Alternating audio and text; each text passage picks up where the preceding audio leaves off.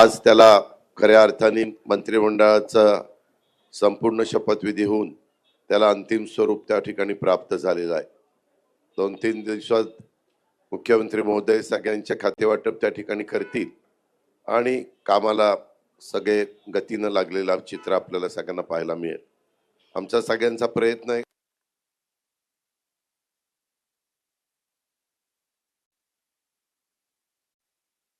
पात्र राहून कशा प्रकारे या महाराष्ट्राचा सर्वांगीण विकास करता येईल हाच प्रयत्न आम्ही सगळेजण करणार आहोत.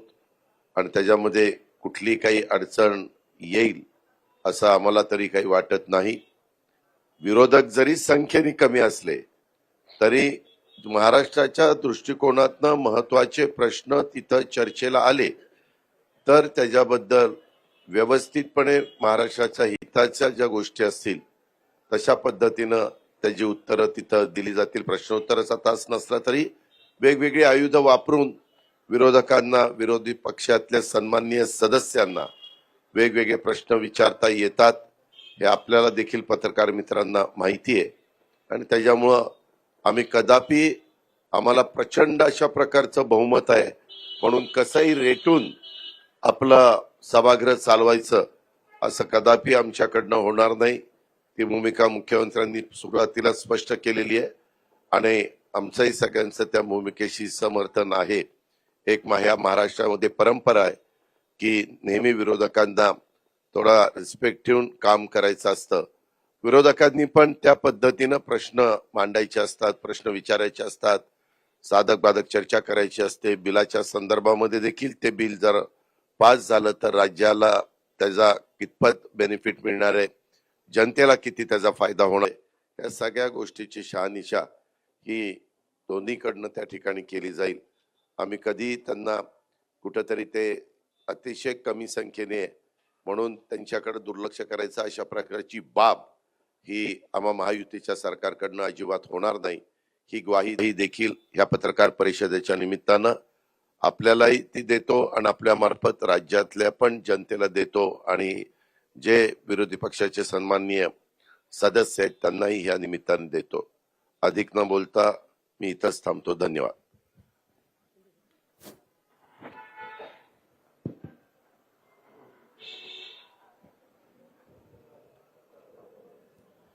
हिवाळी अधिवेशनासाठी उपस्थित सर्व पत्रकारांचं स्वागत. आज मंत्रिमंडळ विस्तार झाला. सर्व मंत्र्यांचंही स्वागत, त्यांनाही शुभेच्छा. गेल्या काही दिवसामध्ये तुम्ही लोक मंडळाचं वाटप करत होतात, पण आज आम्ही पाहत होतो कुणाला किती मंत्री, कुणाचे किती खाते कुणाचे कुणाला खाते वाटपही होईल मुख्यमंत्री महोदयांच्या नेतृत्वाखाली. आणि खरं म्हणजे अतिशय मोठं मॅन्डेट आणि हे अधिवेशन आपलं नागपूरमध्ये होतंय. नागपूरकर मुख्यमंत्री देवेंद्रजींचं मी अभिनंदन करतो, त्यांनाही शुभेच्छा देतो. खरं म्हणजे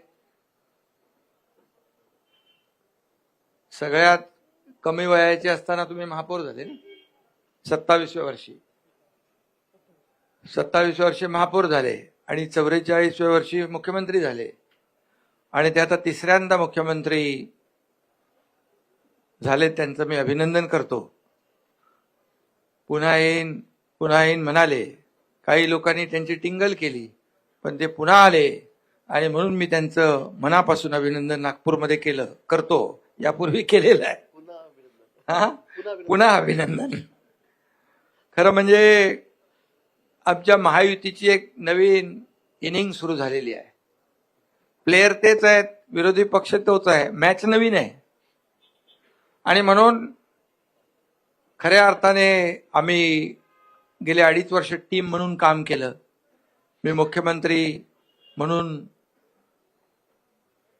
काम केलं. माझ्यासोबत देवेंद्रजी, अजितदादा, देवेंद्रजींना 5 वर्षाचा मुख्यमंत्री पदाचा असलेला अनुभव गेल्या 2.5 वर्षामध्ये कामी आला आणि आम्ही सुरुवातीला दोघांनी कारभार सुरू केला.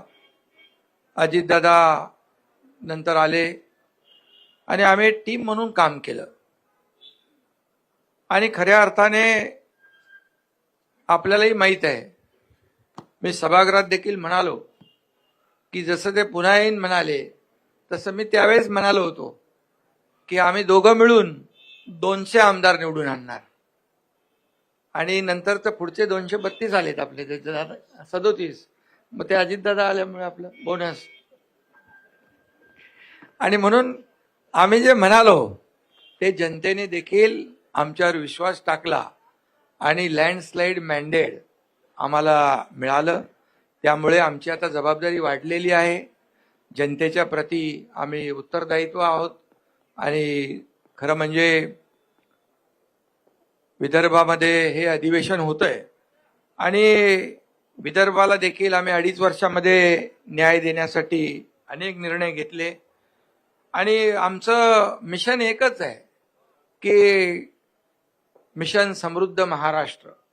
संपूर्ण गेल्या 2.5 वर्षामध्ये आपण पाहिलं की महाविकास आघाडीने जी थांबवलेली विकास कामं ती आम्ही त्याला गती दिली, जी देवेंद्रजींच्या काळामध्ये सुरू झाली परंतु नंतर ते प्रकल्प बंद पडले. ते फार म्हणजे शेतकऱ्यांच्या हिताचे, जनतेच्या हिताचे प्रकल्प होते, परंतु आम्ही त्याला चालना दिली. त्याची काही उद्घाटने आदरणीय प्रधानमंत्री महोदयांच्या शुभ हस्ते झाली आणि एकीकडे विकास आणि दुसरीकडे लोककल्याणकारी योजना याची सांगड आम्ही घातली. आणि मला अभिमान आणि आनंद आहे की आमच्या टीमचा की लोकांनी देखील आमच्या कामाची पोचपावती दिली आणि तुम्हाला सगळ्यांचे अंदाज फोल ठरले. अनपेक्षित असा विजय, दैदिप्यमान असा विजय आम्हाला मिळालेला आहे. आणि जसं मला देवेंद्रजींनी खंबीर पाठिंबा दिला, ते उपमुख्यमंत्री होते आणि मला मुख्यमंत्री म्हणून त्यांनी पाठिंबा दिला, नंतर अजितदादांनी दिला, तसाच हा एकनाथ शिंदे देखील देवेंद्रजींच्या पाठीशी खंबीरपणे उभा राहील. कारण तुम्ही रोज काहीतरी सांगता, नाराज आहे काय काय. आता नाराज आणि खुशी आनंद कसा काय व्यक्त करायचा त्याचं एक डेफिनेशन पण तुम्ही सांगायला पाहिजे. आणि म्हणून आमच्या टीममध्ये आम्ही सगळे एक टीम म्हणून काम करणार आहोत आणि आम्ही तिघं आणि आमचं मंत्रिमंडळ जे आहे हे राज्यातल्या जनतेला आम्ही, आमची जबाबदारी आहे त्यांच्या प्रती, आम्ही अन्सरेबल आहोत त्यांना. आणि म्हणून चांगलं सरकार या ठिकाणी, लोकाभिमुख सरकार आणि जे गतिमानतेने आम्ही निर्णय घेतले तसेच गतिमानतेने निर्णय यापुढे आम्ही घेऊ. आणि खऱ्या अर्थाने या ठिकाणी एक लोकाभिमुख सरकार, एक सर्वसामान्यांचं सरकार म्हणून आम्ही म्हणत होतो. सर्वसामान्यांचं सरकार कसं असतं हेही आम्ही दाखवून दिलं आणि लोकांसाठी आम्ही अनेक निर्णय घेतले. 2.5 वर्षामध्ये आमच्या कामांचा स्ट्राईक रेट महायुतीचा देशात नंबर 1 होता आणि म्हणून आमच्या 2.5 वर्षातल्या ऐतिहासिक कामाला जनतेने स्वीकारलं आणि विरोधकांना जनतेने नाकारलं. ही देखील वस्तुस्थिती आहे. आणि म्हणून निवडणुकीमध्ये देखील जनतेने विरोधकांना त्यांची जागा दाखवली. अगदी विरोधी, मला काही टीका करायची नाहीये, परंतु विरोधकांना देखील विरोधी पक्षनेत्या एवढं संख्याबळ देखील मिळवता आलं नाही. ही देखील वस्तुस्थिती आहे. कारण आपल्याला माहित आहे की लोकसभेच्या निकालानंतर त्यांनी मंत्रिमंडळ तयार करून टाकलं होतं. मंत्री कुणाला, मुख्यमंत्री कोण, काय सगळं. परंतु जनतेने दाखवून दिलं की खऱ्या अर्थाने जे काम करणारे लोक आहेत त्यांच्या मागे जनता उभी राहिली. आणि आज 2.5 वर्षामध्ये जे काम केलं त्याची फलश्रुती, त्याचा परिपाक आज आपण पाहतोय. आणि चहापानासाठी अजितदादा मगाशी म्हणाले विरोधी पक्षाची परंपरा आहे बहिष्कार घालण्याची.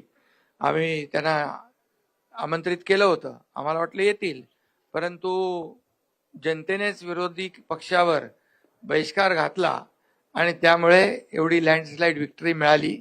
आणि म्हणून खरं तर आज त्याच्यावर जास्ती काय मी बोलत नाही, परंतु सुदृढ लोकशाहीचं जे काही आपण संकेत म्हणतो, सत्ताधारी पक्ष आणि विरोधी पक्ष जरी ते संख्याबळाने कमी असले तरी सुद्धा विरोधी पक्ष म्हणून आम्ही तिघही आणि आमचं महायुती सरकार कुठेही त्यांना कमी लेखणार नाही. त्यांनी आम्हाला 2.5 वर्षामध्ये हलक्यात घेतलं आणि आरोपावर आरोप आरोपावर आरोप आरोपावर आरोप 2.5 वर्ष केले.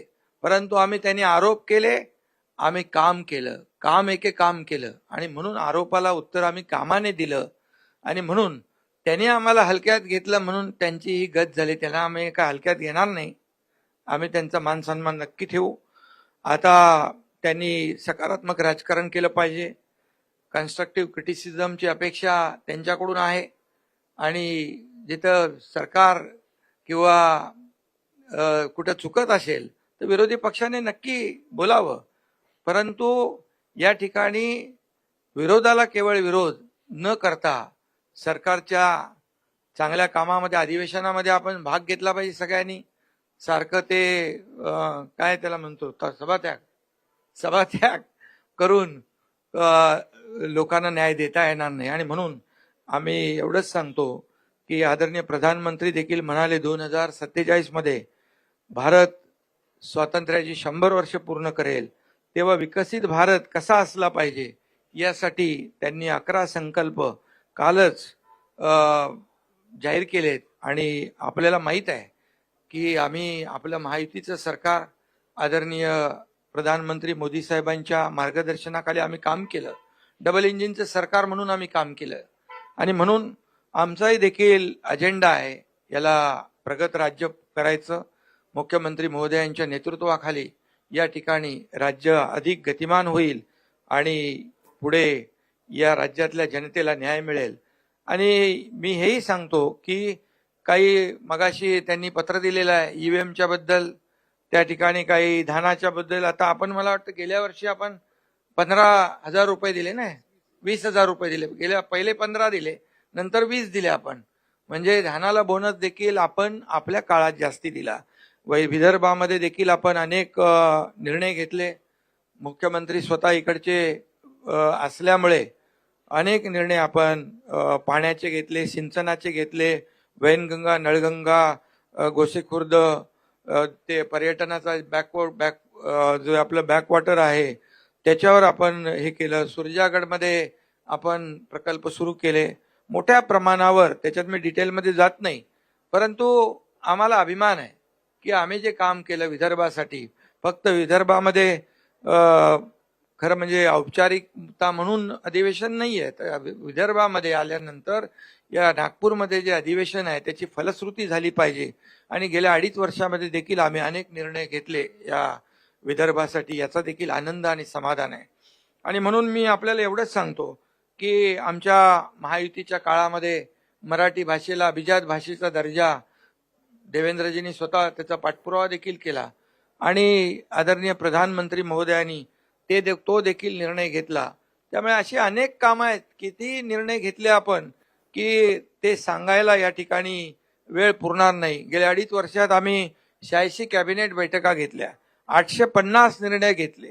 सर्व निर्णय लोकहिताचे, जनहिताचे निर्णय आम्ही घेतले आणि आम्ही तिघांनी मिळून जे जनतेसाठी या महाराष्ट्रातल्या लोकांसाठी घेतले ते आपल्या सगळ्यांना माहीत आहेत. आणि म्हणून यापुढे देखील एक टीम म्हणून आम्ही काम करतोय. नक्कीच पुढचा जो काही कालावधी आहे हा सर्वसामान्य जनतेसाठी, या राज्याच्या विकासासाठी, या राज्याच्या सर्वांगीण विकासासाठी केंद्र सरकार देखील आमच्या पाठीशी उभा आहे. आणि म्हणून याचा फायदा जनतेला होईल, महाराष्ट्राला होईल. आणि जे आदरणीय प्रधानमंत्री महोदयांचं $5 ट्रिलियन जे हे आपलं स्वप्न आहे, त्याच्यामध्ये आमचं जे $1 ट्रिलियन जे स्वप्न आहे, जो गोल आहे, तो मला वाटतं आम्ही अचीव करू. त्याच्यापेक्षा जास्ती पुढे जाऊन अचीव करू. एवढंच या प्रसंगी आपल्याला सांगतो. आणि ईव्हीएमच्या बाबतीमध्ये मी एवढंच सांगेन की जेव्हा लोकसभेमध्ये ईव्हीएम त्यांना 31 जागा मिळाल्या त्यावेळेस त्यांना बॅलेट पेपर आठवला नाही, त्यांना जिथं जिथं जेव्हा जेव्हा ज्या राज्यामध्ये कर्नाटकमध्ये असेल, तेलंगणामध्ये असेल, अगदी आता झालेली झारखंडमध्ये असेल, इकडे जेव्हा जेव्हा त्यांना विजय मिळाला तिकडे त्यांनी ईव्हीएम चांगला आहे आणि बॅलेट पेपरचा काय उल्लेख केला नाही, बॅलेटनी निवडणुका घ्या म्हणून. जेव्हा हरतात तेव्हा ते ईव्हीएम वर त्याचा खापर फोडतात, जेव्हा हरतात तेव्हा इलेक्शन कमिशनवर खापर फोडतात, आणि जेव्हा त्यांच्या विरोधात निकाल लागतो तेव्हा अगदी हायकोर्ट असू दे, सुप्रीम कोर्ट असू दे, त्यांच्यावर देखील खापर फोडतात. त्यामुळे ही दुटप्पी भूमिका आहे. आणि म्हणून मी एवढंच सांगतो की हार जी आहे आम्ही लोकसभेमध्ये दिलदारपणाने आम्ही स्वीकारली, आणि आम्ही कुठं त्रुटी आहेत त्या शोधल्या, आणि ज्या धडाक्याने आम्ही काम केलं त्यामुळे विधानसभेमध्ये परिवर्तन घडलं. त्यामुळे विरोधकांना देखील माझी विनंती आहे की जनतेचं जे मॅन्डेट आहे, जनतेने दिलेलं मॅन्डेट, त्याचा अपमान करू नका आणि वस्तुस्थितीला सामोरं जा. एवढंच माझं या प्रसंगी सांगणं आहे. आणि आम्ही पुढे जे करू ते या राज्याच्या भल्यासाठी करू, राज्याच्या विकासासाठी करू, सर्वसामान्य माणसाच्या जीवनामध्ये जे बदल घडले पाहिजे, चांगले दिवस आले पाहिजे, त्याच्यासाठी करू. आणि आम्ही जे जे काही शब्द दिलेले आहेत हे शब्द आम्ही पूर्ण करण्याचा पूर्ण प्रामाणिकपणे प्रयत्न करू, कारण आम्ही दिलेला शब्द पाळणारे आहोत आणि त्यामुळेच लोकांनी आमच्यावर विश्वास ठेवलेला आहे. आणि म्हणून सगळ्यांना पुन्हा एकदा शुभेच्छा. मुख्यमंत्री महोदय.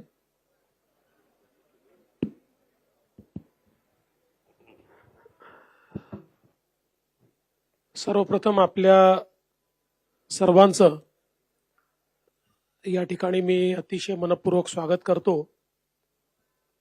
आणि हिवाळी अधिवेशन आहे आणि थंडी देखील आहे, त्यामुळे निश्चितपणे या अधिवेशनामध्ये आम्ही महाराष्ट्राच्या जनतेला ऊब मिळेल आणि ऊर्जा मिळेल अशा प्रकारचा कारभार करण्याचा प्रयत्न हा निश्चितपणे करू. राज्य मंत्रिमंडळाचा आजच विस्तार आम्ही केलेला आहे आणि या ठिकाणी आम्ही आज आमच्या 39 मंत्र्यांनी शपथ घेतलेली आहे, ज्याच्यामध्ये 6 राज्यमंत्री आहेत. आजपासनं आमचा गतिशील कारभार आम्ही सुरू केलेला आहे. अर्थातच तुमचा पुढचा प्रश्न जो असणार आहे त्याचं उत्तर दादांनी आणि शिंदे साहेबांनी दिलंय की खाते वाटप कधी, तर येत्या 2 दिवसात खाते वाटप देखील आम्ही पूर्ण करू. जवळपास सगळी क्लॅरिटी आमची झालेली आहे आणि या अधिवेशनामध्ये आपल्याला कल्पना आहे की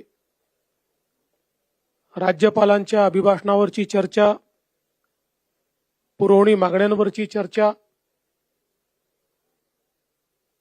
सत्तारूढ पक्ष आणि विरोधी पक्षांच्या प्रस्तावावरची चर्चा आणि त्याचसोबत जवळपास 20 बिलं या अधिवेशनामध्ये येणार आहेत. कारण मागच्या काळात निवडणुकीपूर्वी जे काही अध्यादेश निघाले होते ते बिलांमध्ये कन्व्हर्ट होणार आहेत आणि म्हणून चांगलं कामकाज करण्याचा आमचा प्रयत्न आहे. विरोधी पक्षाने एक पत्र दिलं,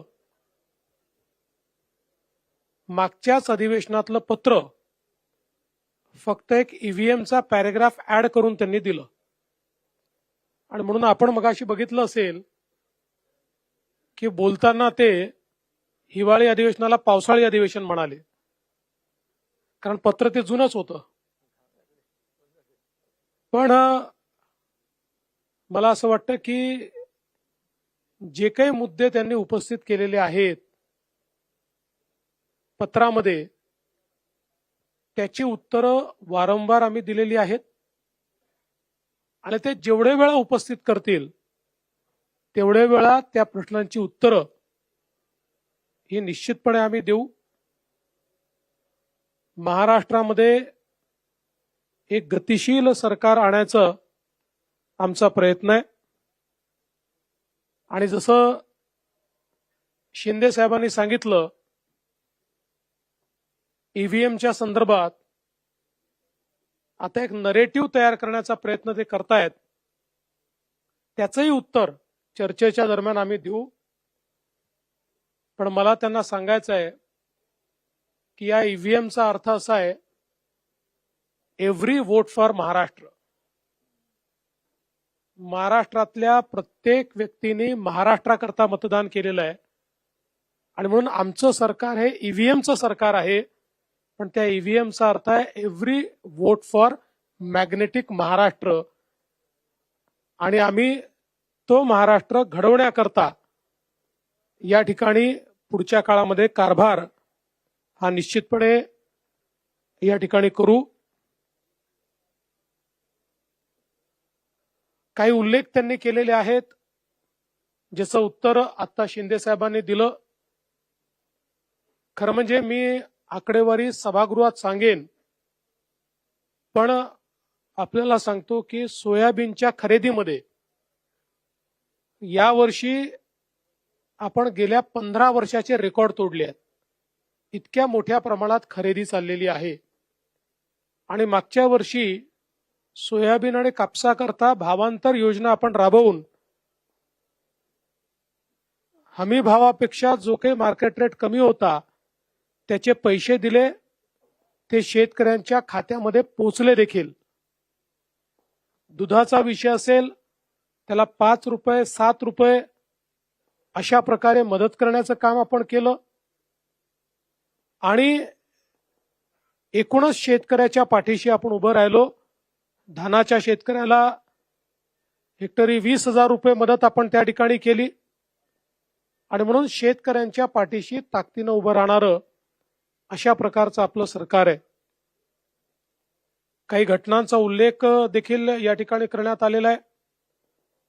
परभणीची जी घटना आहे, त्या घटनेमध्ये एका मनोरुग्णाने ज्या प्रकारे भारताच्या संविधानाचा अपमान केला, त्या मनोरुग्णाला अटक देखील करण्यात आली. दुर्दैवाने त्याच्यानंतर एक उद्रेक देखील झाला. मला या निमित्ताने ही विनंती करायची आहे की अशा प्रकारे एखाद्या मनोरुग्णाच्या कृत्यावर असंवैधानिक पद्धतीनं उद्रेक करणं हे योग्य नाहीये. ते बाबासाहेबांना देखील कधीच मंजूर झालं नसतं. मात्र जी घटना घडली ती घडून चुकली आहे. मी एवढंच सांगतो, हे सरकार संविधानाचा सर्वोच्च सन्मान करणारं सरकार आहे. कुठल्याही परिस्थितीमध्ये तसूभरही संविधानापेक्षा वेगळं काम हे सरकार करणार नाही. आम्ही सगळ्यांनी ज्या संविधानाची शपथ घेतली आहे त्या शपथेप्रमाणेच हे सरकार काम करेल, संविधानाचा गौरव करेल, हा विश्वास या निमित्ताने मी देतो. बीड जिल्ह्यातली जी काही घटना आहे, अतिशय निघृण अशा प्रकारची जी काही सरपंचाची हत्या त्या ठिकाणी झालेली आहे, त्या संदर्भात काही लोकांवर कारवाई केली आहे, काहींना सस्पेंड केलाय, काहींना घरी पाठवलाय. 3 आरोपी सापडले आहेत, 4 आरोपी अजून आपण शोधतो आहोत. लवकरच ते सापडतील. केस सीआयडीला दिली आहे. स्पेशल SIT कॉन्स्टिट्यूट करून या केसच्या संदर्भातली सगळी चौकशी आम्ही करणार आहोत. आणि कुठल्याही परिस्थितीमध्ये आरोपी कोणीही असो, कोणीही कुठल्याच आरोपीला या ठिकाणी सोडलं जाणार नाही. अशा प्रकारच्या घटना या महाराष्ट्रामध्ये गांभीर्यानेच घेतल्या जातात आणि गांभीर्यानेच घेतल्या जातील. त्यामुळे SITच्या माध्यमातून सगळे धागेदोरे शोधून काढण्याचं काम हे निश्चितपणे या ठिकाणी आपण करू. खरं म्हणजे 3-4 विषय विरोधकांनी उपस्थित केलेले आहेत. त्या विषयांवर सविस्तर उत्तर हे सभागृहामध्ये आम्ही निश्चितपणे देऊ. मी आज एवढंच सांगतो की ज्याचा उल्लेख आमच्या दोन्ही सन्माननीय उपमुख्यमंत्र्यांनी केला आहे, आमची सगळ्या प्रकारच्या चर्चेची तयारी आहे. विरोधी पक्षाने चर्चा करावी, कुठेही त्यांचा आवाज आम्ही दाबणार नाही, कुठेही आम्ही चर्चेपासून मागे हटणार नाही. फक्त अपेक्षा एवढीच आहे की लोकसभेप्रमाणे चर्चा न करता पळ काढायचा आणि मीडियासमोर केवळ बोलायचं, हे मात्र योग्य आहे असं मला वाटत नाही. उलट हे लोकशाही विरोधी आहे. सभागृहात बोलून मीडियात कव्हर झालं तर ती खरी लोकशाही आहे, पण सभागृहात बोलायचंच नाही आणि मीडियासमोर जाऊन बोलायचं, अशा प्रकारची लोकशाही ते जर चालवणार असतील तर त्यांचा लोकशाहीवर विश्वास नाही असंच आपल्याला म्हणावं लागेल. बाकी सगळ्या प्रश्नांची उत्तरं योग्य प्रकारे आम्ही देऊ, हा विश्वास मी विरोधकांना देखील या ठिकाणी देतो. आणि महाराष्ट्रामध्ये सामान्य माणसाला आणि विशेषतः विदर्भात हे अधिवेशन चालू असल्यामुळे विदर्भाच्या जनतेला देखील जो जास्तीत जास्त दिलासा देण्याचा प्रयत्न करता येईल तो करण्याचा प्रयत्न आम्ही सगळे मिळून करू, एवढाच विश्वास या निमित्ताने मी देतो. आणि विरोधकांना आवाहन करतो की त्यांनी चांगल्या प्रकारची चर्चा सभागृहामध्ये करावी.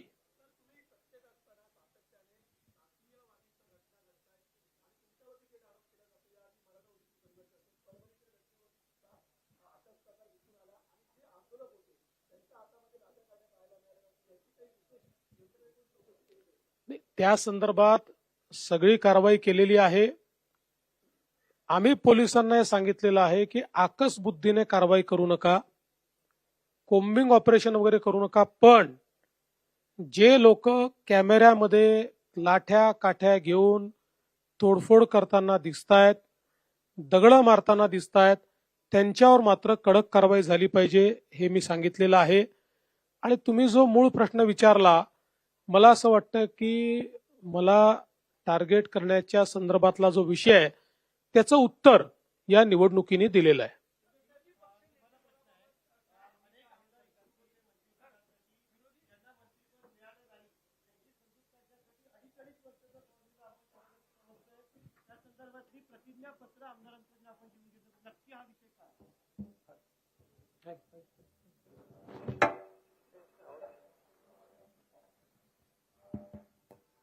खरं म्हणजे अनेक लोक त्यांची क्षमता असते, मंत्री बनण्याची अपेक्षा असते, इच्छा असते, त्यामुळे जे काम करू शकतील, कॅपेबल आहेत, आणि कोण ज्यांना दिलं ते त्या क्षमतेचे आहेत, ज्यांना नाही दिलं ते त्या क्षमतेचे नाहीत, असं नाहीये. आणि म्हणून आम्ही एक पक्षाचा एक निर्णय घेतलाय, 2.5 वर्षाचं मंत्रीपद.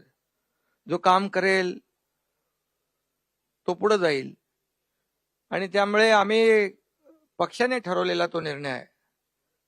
त्यामुळे मला वाटतं अनेक लोकांना संधी देऊ शकतो, आणि खऱ्या अर्थाने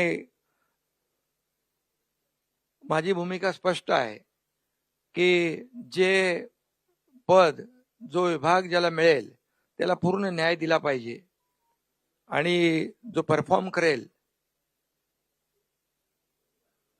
त्याला संधी मिळेल. आणि त्याच्यात आपण म्हणतो ना काय इंग्रजीमध्ये, परफॉर्म ऑर पेरिश, तर त्यामुळे जो परफॉर्म करेल तो पुढे जाईल. सीएम सर, माझा प्रश्न होता की विरोधी पक्षनेते पदाबाबत काय भूमिका आहे सरकारची? विरोधी पक्षनेते पदाबद्दल सरकारची भूमिका काहीच नसते. त्याचा निर्णय कायद्याने आणि नियमाने अध्यक्षांनी घ्यायचा असतो. अध्यक्ष जो निर्णय घेतील तो आम्हाला मान्य असेल. आमची कुठली अडवणूक त्यात नसेल, आमचा कुठलाही दबाव त्यात नसेल. अध्यक्षांनी उचित निर्णय करावा, आम्ही त्याचा सन्मान करू. सीएम सर यही सवाल जो शिंदे सर अपने पार्टी में कर रहे हैं, 2.5 साल जो है मंत्री बना के रखने की, क्या बीजेपी भी इसी फॉर्मूले पे काम करेगी, ये आपसे जानना चाहेंगे? देखिए, उसमें से आधा तो हम करने वाले हैं, यानी क्या करने वाले हैं, हम परफॉर्मेंस ऑडिट ये निश्चित रूप से हर मंत्री का करेंगे और परफॉर्मेंस ऑडिट में जहां ये ध्यान में आएगा कि मंत्री उचित काम नहीं कर रहे हैं, उस समय उस मंत्री का पुनर्विचार किया जाएगा. हा एक मिनिट जसं देवेंद्रजी म्हणाले तसं मी 2.5 वर्ष म्हणजे 2.5 वर्ष त्यांनी काही करावं असं नाही.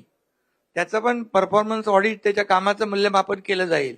कामाचं मूल्यमापन मंत्र्यांचं होणार की तिन्ही म्हणजे सगळ्या मंत्र्यांचं होणार? तिघांनीही आम्ही आज आमच्या मंत्रिमंडळ बैठकीमध्ये आम्ही तिघांनीही सगळ्या मंत्र्यांना हे सांगितलेलं आहे की आपल्या सगळ्या मंत्र्यांच्या कामाचं परफॉर्मन्स ऑडिट आम्ही करू. आणि दुसरा प्रश्न की दंगलखोरांवर आपण कारवाई करण्यासंदर्भात कायदा केलेला आहे. अनेक ठिकाणी या जाळपोळीच्या घटना घडत आहेत आणि सार्वजनिक मालमत्तेचा विध्वंस होतो आहे. तर त्यांच्याकडनं तो खर्च वसूल करणे किंवा सार्वजनिक मालमत्तेचं नुकसान कायद्याने अशी कारवाई होणार का? निश्चित कायद्याप्रमाणे ती कारवाई केली जाईल.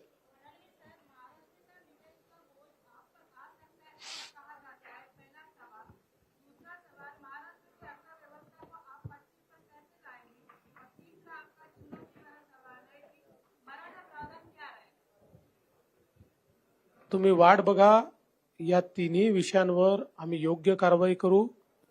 महाराष्ट्राची अर्थव्यवस्था ही चांगलीच आहे. आम्ही जे काही योजना आता केलेल्या आहेत त्या योजनाचा बोजा हा निश्चितपणे अर्थव्यवस्थेवर पडेल. त्याचं योग्य मॅनेजमेंट करण्याचा प्रयत्न आमचा असणार आहे. तर आपल्या मंत्रिमंडळात साधारण 40% चेहरे हे नवीन तरुण आहेत. त्याचवेळी काही जुने जाणते आणि एक्सपिरियन्स लोकांना आपण सुट्टी केलेली आहे. त्याच्यामुळे मागे काय खास धोरण आहे का? नाही, आमचा प्रयत्न असा आहे की हे मंत्रिमंडळ एक सर्व प्रकारचा चेहरा याच्यामध्ये दिसला पाहिजे. त्या दृष्टीने काही जुने जाणते नेते आहेत, काही तरुण आहेत, महिलांना देखील आम्ही चांगल्या प्रकारे संधी दिलेली आहे. विविध समाजांना आम्ही संधी दिलेली आहे. ओबीसी समाज असेल, मराठा समाज असेल, धनगर समाज असेल, आदिवासी समाज असेल, एससी समाज असेल, विविध समाजांना देखील आम्ही प्रतिनिधित्व दिलेलं आहे. सर्व समावेशक अशा प्रकारचं मंत्रिमंडळ तयार करण्यात आले.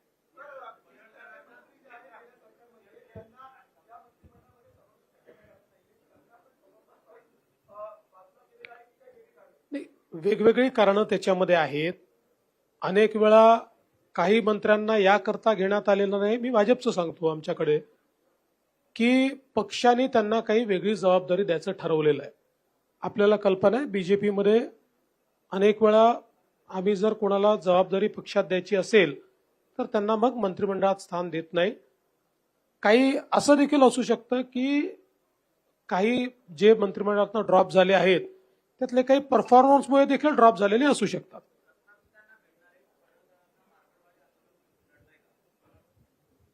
मला असं वाटत नाही.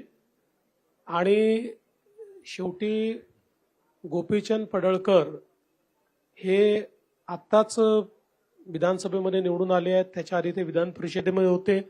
उत्तम काम करणारे कार्यकर्ते आहेत, थोडे अग्रेसिव्ह आहेत. हे निश्चितपणे आहे की आम्ही त्यांना हे सांगितलं की बोलताना त्यांनी संयम ठेवला पाहिजे, हे त्यांना निश्चितपणे सांगितलं. पण तुम्हाला सांगतो, एक चांगलं भविष्य असलेला तो नेता आहे.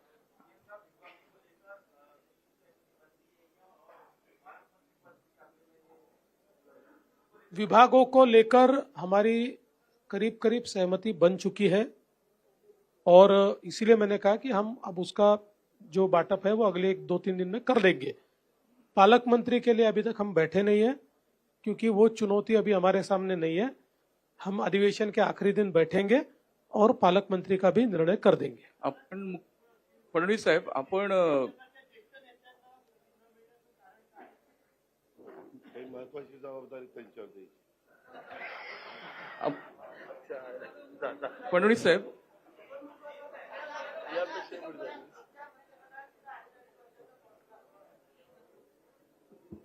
अडीच महिन्याचा पण असू शकतो.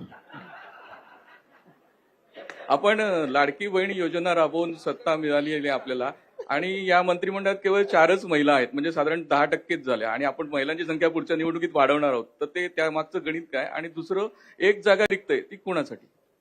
आता पर्सेंटेजमध्ये सांगायचं तर मागच्यापेक्षा 300 पट जास्त घेतल्या आहेत आम्ही. कारण मागच्या आमच्या मंत्रिमंडळात एकच महिला होत्या. त्याच्यामुळे आमची प्रगतीच चाललेली आहे. अजून काही बहिणींना आम्हाला स्थान द्यायचं आहे ते भविष्यात देऊच. आणि तसंही 2029 मध्ये आम्हालाच बहिणींना स्थान मागावं लागणार आहे. आणि एक जागा कोणासाठी?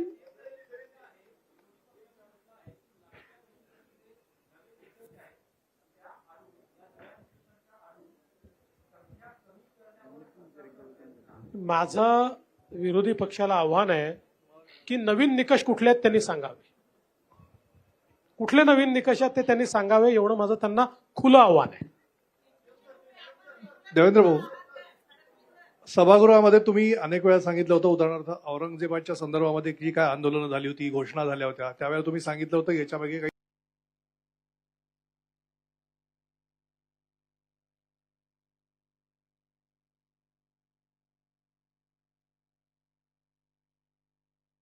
शोधून काढण्यात आलेलं नाही म्हणून ते सांगण्यात आलेलं नाही, किंवा शोधून काढलंय पण ते सांगायचं नाहीये. सगळ्या गोष्टी तुमच्या समोर आलेल्याच आहेत. काय लपलेलं आहे? जे जे झालंय ते तुमच्या समोर आलेलं आहे. ते पुन्हा नव्या सांगण्याची आवश्यकता नाहीये. पण काही गोष्टी मात्र तुम्ही जे म्हणालात, विशेषतः अराजकतेच्या संदर्भातल्या, त्याचा खुलासा या अधिवेशनात मी करणार आहे.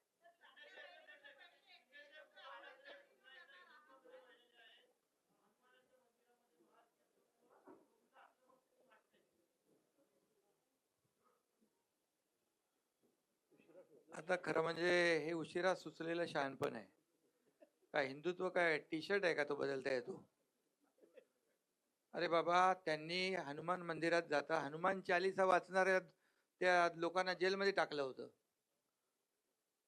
आता आम्ही त्यांना काय सांगत होतो?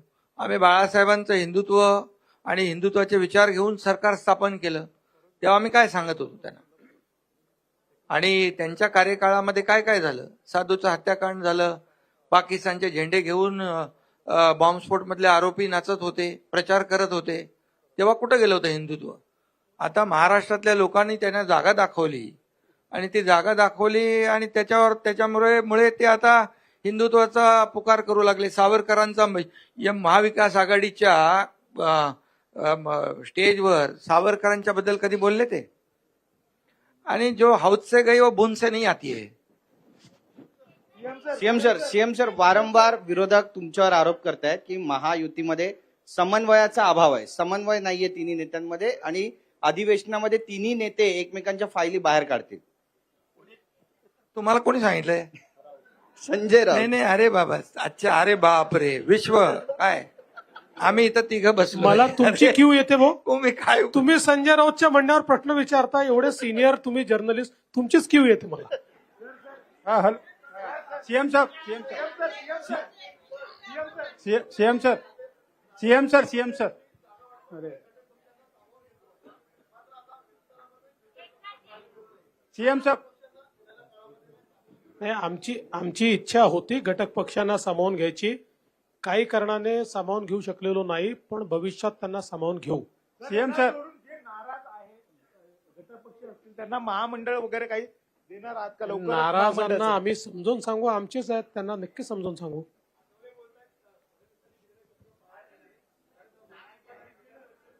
नाही, एक जागा अजून रिकामी आहे ना, मंत्रिमंडळामध्ये अजून एक जागा रिकामी ठेवलेली आहे. सीएम साहब करारानुसार विदर्भात अधिवेशन सुरू होत आहे उद्यापासून. वेगळा विदर्भासाठी काय आपण निर्णय घेणार आहे का?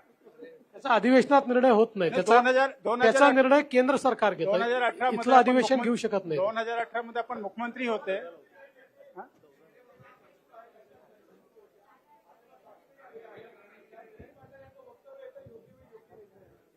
आमच्याकडे पूर्ण बहुमत आहे. आमच्याकडे भरपूर लोक निवडून आलेले आहेत. त्याच्यामुळे आमच्याकडनं तरी आता कुठलाही प्रयत्न नाही. एकनाथजी, प्रश्न असा आहे की आपण म्हटलं हिंदुत्व बदलता येत नाही, पण आता तुमच्या वेळेस घेतलेला हिंदुत्व नाही, टी शर्ट आहे का हिंदुत्व बदलायला, असं म्हणालो मी. आणि महत्वाचं म्हणजे हिंदुत्व तुम्ही कधी खूप बदलूच उत्तम शकत निर्णय नाही. घेतला होता, गोमाता ही राजमाता. पण हिंदुत्ववादी कार्यकर्त्यांची अशी मागणी आहे की वधाचा गुन्हा दाखल झाला पाहिजे जर गोमातेला मारलं तर, कारण गो कत्तल होते आहे, गोमाता कापली जाते आहे आणि वारंवार या घटना होत आहेत की ट्रक सुद्धा जाळले जात आहेत.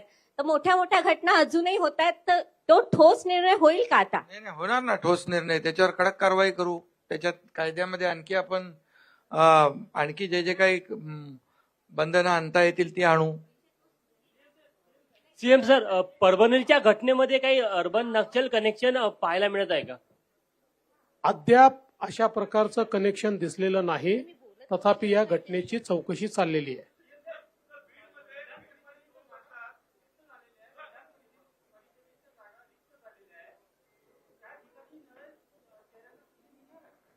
आता तर ते जेव्हा इलेक्शन कमिशन घोषित करेल तेव्हाच आपल्याला ते करता येईल.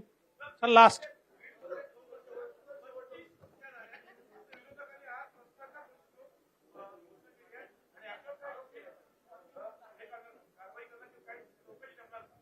मी मगाशीच सांगितलं की बीडच्या घटनेवर आम्ही SIT नेमतो आहोत आणि कायदा आणि सुव्यवस्थेच्या संदर्भात कुठली हयगय केली जाणार नाही. अतिशय कडक कारवाई त्या ठिकाणी केली जाईल.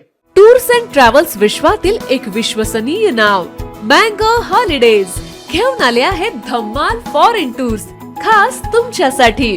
एक्झॉटिक युरोप 17 रात्री 18 दिवस, साऊथ आफ्रिकन सफारी 9 रात्री 10 दिवस, नॉर्दर्न लाईट्स 8 रात्री 9 दिवस, दुबई अबुधाबी 5 रात्री 6 दिवस, व्हिएतनाम कंबोडिया 8 रात्री 9 दिवस. तर आजच आपली सीट बुक करा आणि आपल्या फॉरेन टूर्स मेमोरेबल करा. मँगो हॉलिडेज म्हणजेच अविस्मरणीय सहलीचा अनुभव. मँगो हॉलिडेज, 4था मजला, स्वोजस कॅपिटल अतिथी रेस्टॉरंटच्या वर, लॉ कॉलेज रस्ता, पुणे 4. संपर्क पुणे 83 839 505 किंवा 80 80 81 74 54. मुंबई 83 839 503 किंवा 96 53 18 74 78.